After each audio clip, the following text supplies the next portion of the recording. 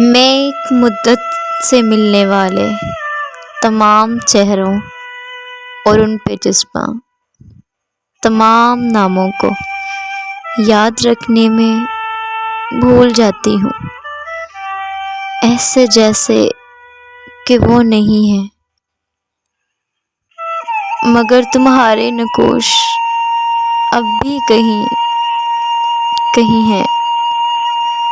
कभी कभी मैं ये बोझ सीने से कागज़ों पर उतारती हूँ, कभी कभी मैं तुम्हें भी शायद पुकारती हूँ, कभी कभी तुम्हें मुस्कुराने को हाथ पाँव भी मारती हूँ, मगर कोई याद, कोई तिनका कहीं नहीं है।